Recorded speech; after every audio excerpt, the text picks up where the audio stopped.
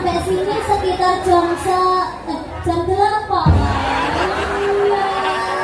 Aku jadi keluarga yang sakinah warohmah. Semoga langgeng, semoga berbahagia selalu sampai akhir hadinya makin memisahkan. Mudah-mudahan dan cepat dikei ngomongan. Amin. Yang penting berbahagia selalu. Mesti mandi sing ndongake wong isih suci lahir batin. Mas Yuda ndongake dina mesti mandi wong kulino ngaji. Betul. Iya. Aku percaya nek iki iki suci. Apa suci? Susunya sak panci. Dulu aja-aja. Syukur deh. Kadek mau ning gone mburiku, terus mari ngono saiki keluare susuku sak panci maksudnya piye? Oh, apa kae nek nang luar gini. Macam-macam dengan pendidikan nyarah. Kalau nek teng daerah mriki terkenale Pak Dempluk. Oh nggih ta? Nggih. Iku anu panggilan kesayangan. Panggilan kesayangan. Panjenengan kalih kula mun ping kalih kok ditimbali teng mriki. Nggih. Malah rencana niki wau pun rasan-rasan kalih Ibu. Pripun? Tiap tahun panjenengan lan kula badhe dipun timbali wayangan wonten mriki. Setuju Bapak Ibu? Ya, setuju karek desani. Wong piyai sugih mboten kados Pak Cipto. Nggih. Usahane teng pundi-pundi Pak Cipto iku saged sugih panjenengan lak mboten ngertos. Sebabe apa, Mas? Ngingu tuyul. Kosek kowe aja blawanan lho. Kok nek nganti ku viral, iku malah ora apik dadine. Kula saged ngomong ngeten iki jelas nganggo watonan. Watone apa? Pak Cipto itu ternyata bareng kula selidiki iso sugih, daleme iso hebat, ruangane iso bawira niku mergo ngingu tuyul. Apa ning buktine? Alah panjenengan anggere liwat ning jalan raya anggere guya nek tulisane Gemplo Tirta. Nggih niku tuyule Pak Cipto. Nggih. Ane yo anu nggih Mas. Piyai sing gemi, piyai setiti. Nggih. Ciri-cirine Pak Cipto kok iso sugih mergo panjenengane Pak Cipto iki kulino sedekah. Kulino sedekah wong Pak Cipto niku nyuwun sewu lho. Pak Cipto menika asli putra daerah mriki. Mapan wonten ing desa Keras mriki. Keras. Wong Keras niku wong paling setia. Nggih. Minum iso minuman keras.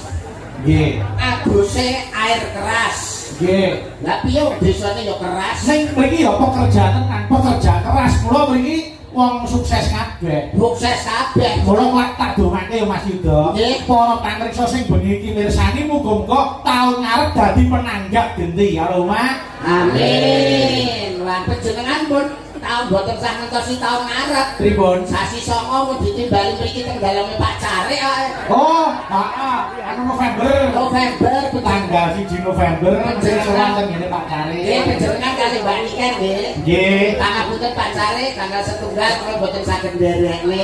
Barengi to? Boten jane. Lah piye kok? Lah kok ora iso nderekne? Ora nderekne pripun wong boten ditanggap. Tak semoni ben ditanggap. Dadi pelawak teladan. Pelawak yo ngono. Nek panjenengan lan kula teng daleme Pak Cipto niku alah rencanane ditanggap sak modare ya Mas. Amin. Amin. Pak Cipto kagungan kersa mbuh ngantu netakne wayahe, netakne putune mesti panjenengan lan kula niku hukume wajib. Umpama ora nimbali awake dhewe jelas dosa Mas. Jelas rugi nek ora nimbali awake dhewe. Rugi. Lah sing rugi sinten? Ya awake dhewe ora ditimbali kok. Ya ngomong apa? Lah alhamdulillah. Boten piyambak Mas kula. Oh, ning kula seneng nek jenengan ki ambak mawon ya. Dadi rasa kok nek kanca. Awake dhewe omong-omongan niku penak dimirengke. Ya ora? Nggih, malah kabar ngoten. Yen melu mau usul kok blekok moncrot ya. Meneng ae wis dasi ya ciduk dawet. Ora usul blas lho, Pak. Iki sowan nang daleme Pak Cipto. Ya, terus apa? Pak iso terus kono apa ya minimal kan awakmu ra ketan klungsu-klungsu meludu lho. Apa nek bandare?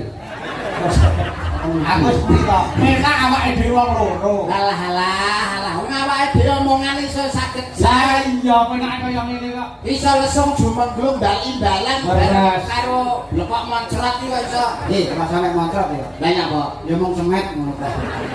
Urunan saku sowan gone Pak Cipto. Iki dalam rangka netepi darmaning sepuh mala kramakne ingkang putra panjenengane Mas Doni ngasta wonten ing kepolisian, Mas. Oh nggih. Lah nganti ingkang garwa ingkang mijil saking Banyuwangi panjenenganipun Mbak Angesti Bening Wangi. Angesti Bening Wangi kedawan jenenge. Mbak Angesti Bening Wangi nek cara aku tak singkat parfum ngoten. Oh iya, nggih. Bening Riya Wangi parfum. Derek ndedonga mugi-mugi ngenipun mangun sangat dening bebrayan agung tansah pinaringan berkah rahayuning Gusti satemah dados keluarga ingkang sakinah mawaddah lan warahmah Allahumma amin. kanthi donganipun barakallahu laka wa baraka alaika wa jamaah bainakum fil khair kagem temanten mugi-mugi sarimbit kaken-kaken ninan-ninan Allahumma amin. nah ini kan cetha to ngene iki kan ya cetha.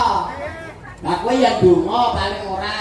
Dongakno kaya basar kaya anu. Ya iya, Jawa ya oleh, Arab ya oleh wong ndonga iki Gusti iki Maha Pirsa nggih. Beres. Nah, ora iso basa Arab, basa Jawa ya oleh. Ya ben kaya awakmu ya basa Arab. Ya ben ora kalah pamer kok minimal ya kok nek tunjukkan kabisanmu. Bismillahirrahmanirrahim. Donga kanggo temanten. Heeh. Bismika Allahumma ahya wa bismika amut. Tak baca lho kowe. Kowe tak tapuk lambemu lho. Kene iki godhange para alim ulama, kedune para kiai santri lho. Ndongamu kan piye? Basa Arab kok ben kaya awakmu. Piye ndongamu? Bismillahirrahmanirrahim. Bismika Allahumma ahya wa bismika amut. Wetruk kah kotruk, kuwi donga tidur. Lah mangkene kandang tidur kapan metenge? Ya bener ya. Kok iso ngono? Ndongakno manten ki minimal awake dhewe ra ketok tutur-tutur melu sembur. Kula ngene, Bu. Tegese ki nuturi manten kaya bengi Pak Cipto nuwun sewu nggih Mas nggih. Nggih. Netepi darmaning sepuh niku tinggalane para leluhur tradisi utawa naliti nalar ingkang sampun diuri dipun laksanakaken panjenenganipun Pak Cipto. Yai hebat menika termasuk nandur kabecikan, nandur keapian. Waras nandur kabecikan iku bakal dieling-eling selawase urip. Mbah-mbah nate dawuh sok sapa sing nandur iki mesti bakal ngunduh, sing utang bakal nyaur, sing gawe mesti bakal nganggo. Menika pun dicakne wis digoceki dicekel panjenenganipun Pak Cipto katitik dalu punika hebat luar biasa. Tamune Banyumili nek awan nganti saiki. Ya kendal. Ya tak. Kok iya yae iki. Wong akan aku ra rene kok. Lho, tegese falsafahku tembungku Oh, iki. tembung mau piye? Iya. Wong ki nandur kabecikan ana tetembungan wong nandur iki bakal ngunduh, wong utang bakal nyaur, wong gawe mesti nganggo. Ki kudu digoceki, Mas. Ya ora mesti omonganmu ki ora kena dienggo patokan kok. Lah kok iso? Kok ngentahi ya? Lah omonganmu wong ngatur bakal ngunduh. Wong nandur iki mesti bakal ngunduh. Ora mesti. Kok iso? Lah nek dipangan werem, lah nek diterak banjir, apa ngunduh?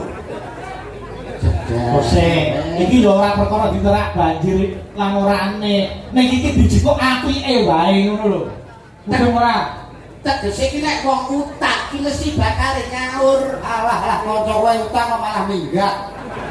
Ora nyaur. Nek gawe mesti nganggo. Lah wong duduk kubur kaya ora mungkin dinggoni dhewe. Kuman wong duduk kubur dinggoni dhewe. Malah sing ora gawe teko-teko karo rumah. Lah wes. Wong nek potongane kaya botol mentah ya ngono. Pikirane ya mentah. Marai nggih nuwun sewu nek Mas Mondal iku benten kalian panjenengan lan kula, Mas. Lah pripun to? Nek panjenengan lan kula nek saran dhewe badan cara geman kan nggih ketok pantes, Nggih. busana ketok beses. Mas Mondal iku menungso mboten jangkep nggih nuwun sewu nggih. Nggih. Nuwun sewu nggih. Lah, kuduran keren. Nggih, yes ta. Wong sirah kaya lato-lato jajan. Kowe iki jejer karo Pak Cip ku kaya wong kembar. Wong kok iso Kaya kembar iki. wong tegese nek menungso jangkep nggih Mas Bayu nggih. Pripun? Saran dene badan saka pucuking rambut nganti pucuking jempol iki jangkep mesti ana rambute. Rambut iki tegese ngeram barang sing lembut, batuk ngembat barang sing gumatuk, mata iki ngemot barang sing nyata. Mulane gunane mata iki kanggo nyawang kahanan sing apik. Gunane mata kanggo nyawang. Enek moto sing ora kena nggo nyawang. Mata apa? Moto udun. Enek motone ora kena nggo nyawang. Wis ya. Wis main jeleknya rujak omongan kok mesti diwari kadoan. Lah udun nek motone ora kena nggo nyawang sebab kudu nek gak ana kupinge, nggih ta? Coba ndelok kupinge, mesti kena nggo ngrungokne barang sing apik, mergo gunane kuping kanggo ngrungokne. Apa wae sing ana kupinge mesti iso dienggo ngrungok. Iya, betul. Niku mesti ngono. Mesti no. Ya, panci pajan nek kupinge ora kena nggo ngrungokno. Jalan celukan meneng ae.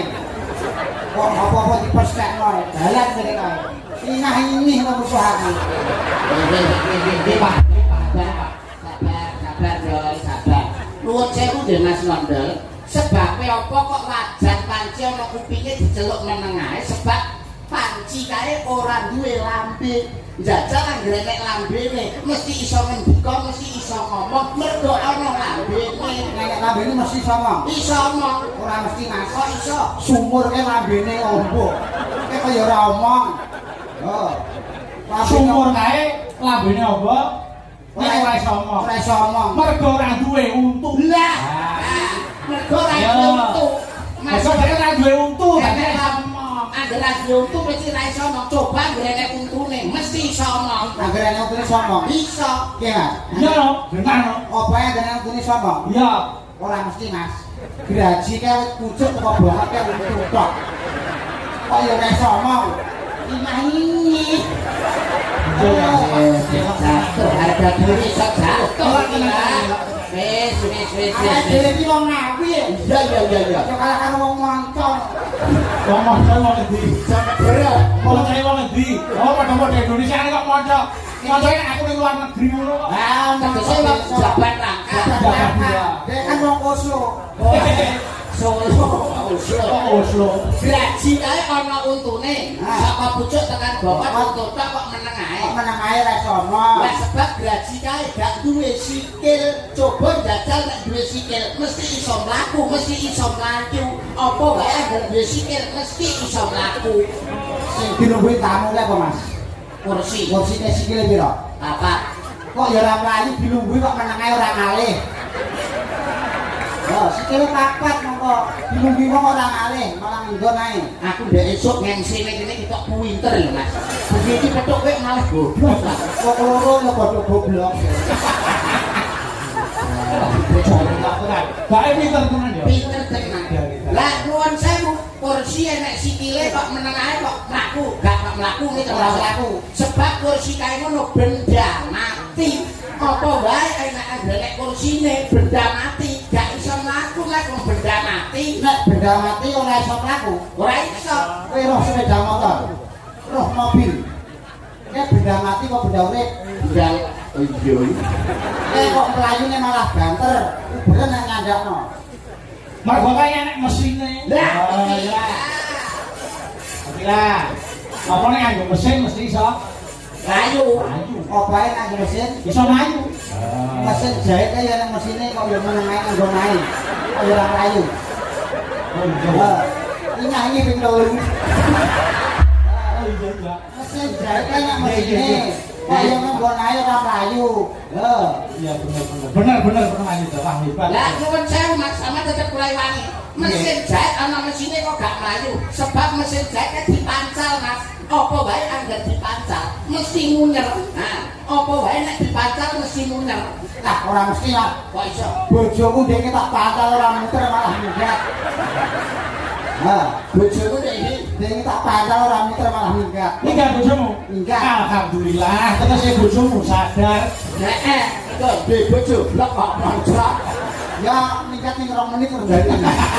Ora minggat piye wong bojomu mesine ya wis bosok ae. Mas Yuda. Nggih. Karo Mas Odol ora sah. Mas sampean iki peparinge Rama Ibu niku jeneng piring petang abang. Mas lho sing ngene lho. Dislameti kali Rama Ibune jeneng piring petang abang. Jeneng abang petang piring. Lah nggih iki lho, kok iso kelone odol. Niki ngaten jenenge Mas Trondol. Oh, wong loro bilang ketok bentone tenang. Nek sing ngono odol, Kono ada, kene trondol. lah sing bener sapa? Sing bener dobel. Wong jeneng resan rumah saku kok iso. Ora sah nesu, ora sah padu. Nah. Dandane iki ujube seneng-seneng mergo kagungan kersa ngunduh mantu, ya Mas Mondol ben ora ketok sepi tak goleke jodoh. Mbok menawa iki dadi calon jodoh panjenengan ya Mas. Tenane.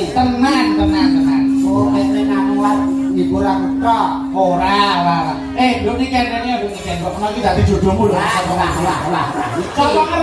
Sapa ngerti iki? Alah dibalik niki anake Sukono kali. Ojo ngomong iki iki. Gini. Bentar.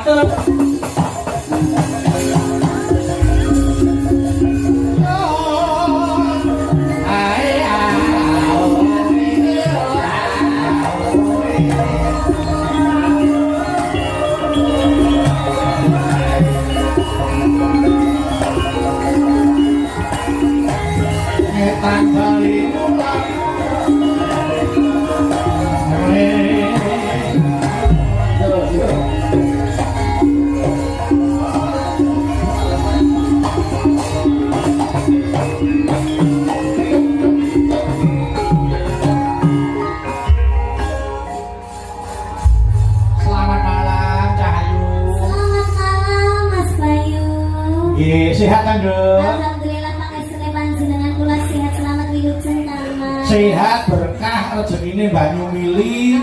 Nggih, suarane tetep utuh. Asmane tetep nyambar arum. Nah, tetep dadi apa kuwi contoh penyanyi-penyanyi sak adik-adik panjenengan. Panjenengan ora mung nyanyi wae, ning yo iso sesindenan. Alhamdulillah. Nggih. Syukur iso ketemu nang kene Cahayu. Nggih, kita tuh udah beberapa kali ketemu ya Mas ya. Nggih, alhamdulillah. Alhamdulillah kita selalu bertemu ya Mas ya. Amin. Ya. Mula sing jenenge jodoh kuwi ora kena kinaya ngapa. Jodoh ora bab perkara bebojoan wae, gitu. Ketemu karo ibu-ibu abdi beneran berarti jodoh karo kanca-kanca waranggana. Gitu. Ketemu karo Mas Yudo sing bagus, terus sing dadi jodoh.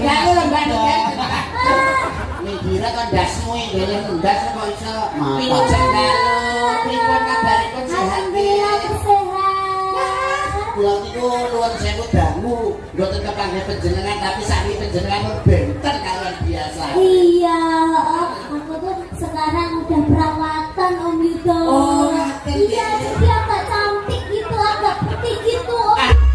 Blowe.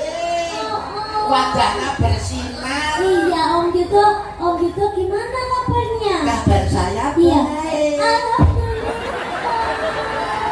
Sampai kesini tadi jam berapa? Aku tadi pokoknya sampai sini sekitar jam 8.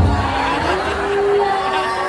Aku jam 6:30. Setengah 7. Iya. Aku tadi perjalanan dari Kediri jam 5. Makane. Kok akeh kuwi? Kok iso nesu lho, gak sing kliru ki kowe lho, kok iso. Itu namanya pelecehan. Pelecehan kowe. Wong ana wong lagi lawan pangandikan mergo ora ketemu kok ndelentas kok malah ning gone. Gon ngono kuwi. Lah wong kowe iki lho ya sing ora umum ya kowe iki wong loro. Ya sampeyan kudune lek iso minggir ning kene apa minggir ning kono. Kok ngerti ket mau aku ya nang kene. Kenal. Ya sabar, jenenge wong ki arep tetepangan ngene iki tepuk tangan ki sabar. Nek waya dhewe-dhewe mau pertama karo Mas Bayu saiki karo Wida. Menawa iku kudu sabar. Terus malah ning gone mburiku, kok saya aku nyapa karo Om Yudo kok arep ngene-ngene ya ora Ya paling ora Sing pantes ki malah ngene. Ya. Iki jenenge sopan Sopan santun. santun. Adab itu harus dipakai gini. Ngono ki nek gurine iki ora enak uang kowe. Lah sampe ya salah sampe nyapa ning mburiku kudune sampe iso ana. Iso ning tengah-tengah penonton. Ana dagelan ora dijak omong kok ning panggung, tegese dagelan ora duwe isin. Dagelan rai gedek. Sapa? Kowe. Aku iya. Tapi iya. Jadi ya, wong ra duwe isin kok sombong lho. Lah nek aku lama sudah kenal dengan Bali kan Mas Bayu pun dangu kenal karo Niken. Lah kowe iki lho sapa? Mas Bayu ki Masku dhewe. Nah. Om Yudo ki omku Om dhewe. aku ki. Kabeh ki sedulur. Lah sampean ki lho sapa kok wani-wani kaya ngono ning aku? Loh, aku ya om. Om apa? Omplong. Oh, bukan Kowe banget. aku dianggap om, kabeh dianggap om, mbok ya aku anggapen to. Nah, mikir aku tuh bisa nganggep om itu kalau dia itu mempunyai uang yang banyak. Lah, Terus ambune sing wangi kaya Om Yudo resik ngene iki. Ambumu ambu gak enak lho. lha itu nikan itu jajan karo nikan. Lho, bro, nikan kaya dirembet ular iki, bro. Ambune batuk gak? Iya, kowe iki pengen gawe ra iki lho yo ngeket. Rai sing dijine rong garing. Ya iki jare Om Yuda iki gandengane ganteng. Ganteng. Lah kok ngisi-ngisi ngene? Iki jane omah yo ganteng gak nikan. Ganteng. Sareke iki mang budal ini gak numpak mobil numpak pickup. Lah terus Manggoke ning duwi kanginan Mas. ora ini kangenan dadi mawut. Aku, raine terus mingkup kok dibuka. Dadi rai kuwi kaya payung. Komingkuk. Kok adoh ibaratnya kok adoh men kaya. Mbak ini kan mengaturkan apa kepada mempelai berdua? Oh, Nggih. mempelai berdua Dongake namanya apa? Mbak Parfum mau ya. Heeh. Mbak Parfum karo Mas Oh, Sopo. Mbak Mas Doni, Mbak Angesti bening wangi. Bening wangi ya Mbak Mbak Parfum. Mbak Bening. Nggih, Mbak Bening karo Mas Doni. Karo Mas Doni semoga menjadi keluarga yang sakinah mawaddah warahmah. Amin. Semoga langgeng. Amin. Semoga berbahagia selalu sampai akhir hadinya makin memisahkan. Amin. Moga-moga dan cepet dikei ngomongan. Amin. Terus yang penting berbahagia selalu. Mesti mandi sing ndongake wong isih suci lahir batin. Lahir batin. Mas Duto ndongake dina mesti mandi wong kulino ngaji. Betul. Aku percaya nek nikan iki suci. Apa suci? Lho, susune sak panci. Eh. Lagu. Lagu ajo-ajo. Syukur deh. Kadek mau ning gone mburiku, terus mari ngono saiki kelane susuku sak panci maksudnya piye? Wah, apa to kae kene rumane wong kak dini. Ya Ojo macem-macem dengan pendidikan nyarang. Pendidikan semua dalan. Wong kok iso. Mbak Niken ben ora dilawatine to Mas Mondo. Saiki sampean gandrung Niken dikembang. Dirungro. Dirungro. Nek seneng. Etok-etok sampean makili Mas Doni. Ya. Lah kok mau piye to? Ma, aku mesti aku yakin iki suarane golek. Lho. Wong aja sampe peleke. Wong aja didelok raine, ya ta? Arep raine kaya bokong dicek ning kuwi suarane wow, kedap-kedap. Iki nyolong ketek Mbak niki. saya nyolong mamut bareng. Nyolong Iya. petek. Mula ayo saiki Mas Mondo makili Mas Doni situasi. Rung-rungan ya, Jal. Mbak Niken makili Mbak Nesti atau Mbak Bening, Oh, ya. totongane kula dadi Mbak Bening. Iki dadi Mas Doni. Mas Doni sing karo tipes ngono lho. Ora, tapi yo ojo sedase lah. Lah apa? Lah Apa? apa situasi? Ganti selindro. Oh ya. Gandrung selindro. Karo Mbak Niken. Nek situasi kan kaya Iya. Oh iya. Wah, hafal saiki iso wis hafal laras bareng. Ayo, selindro ki apa tembange? Lho